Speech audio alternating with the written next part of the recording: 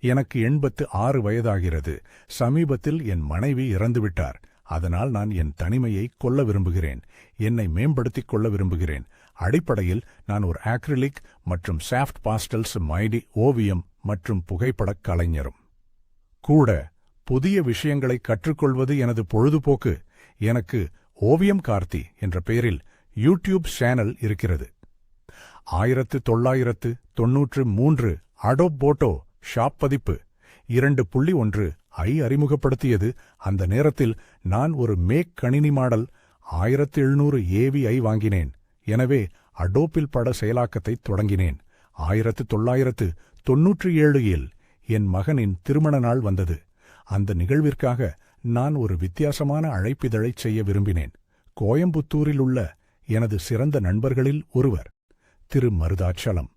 அவர் ஒரு industrial and bad photography இரண்டிலும் அவர் பயிற்சி பெற்றவர். அவருக்கு ஒரு ஸ்டுடியோ இருந்தது. அப்பொழுது அவர் ஒரு டிஜிட்டல் நெகட்டிவ் கன்வெர்ட்டர் வைத்திருந்தார்.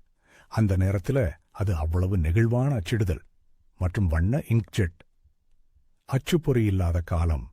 35 மில்லிமீட்டர் பிலிம் கார்ட்ரிட்ஜ் மற்றும் வளைந்த பிலிம் ரோல் மல்டிபிள் வெற்று சட்டகத்திற்கான டெம்ப்ளேட்டை உருவாக்க நான் அவரிடம் கேட்டேன். அவர் எனக்கு டேபிள் டாப் புகைப்படம் எடுத்து செய்து கொடுத்தார்.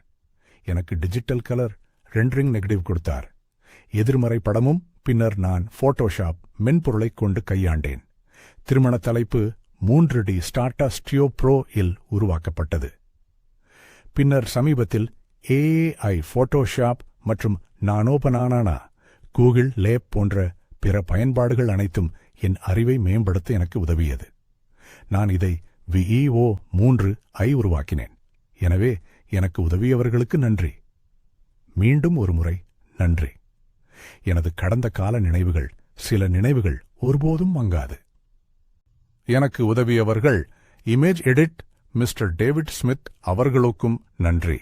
இப்போது என் வாழ்க்கையின் இந்த புதிய அத்தியாயத்தை நான் வழிநடத்தும்போது எனது அறிவையும் அனுபவங்களையும் மற்றவர்களுடன் பகிர்ந்து கொள்வதில் எனக்கு ஆறுதல் கிடைக்கிறது. வளரும் கலைஞர்கள் மற்றும் புகைப்படக் கலைஞர்களை ஊக்குவிக்கவும் கற்பிக்கவும் எனது உள்ளூர் சமூகத்தில் பட்டறைகளை நடத்தத் தொடங்கினேன். அக்ரிலிக் ஓவியம் மற்றும் புகைப்பட நுட்பங்களை அவர்கள் ஆராயும்போது அவர்களின் உற்சாகத்தை காண்பது எனக்கு மகிழ்ச்சியை தருகிறது.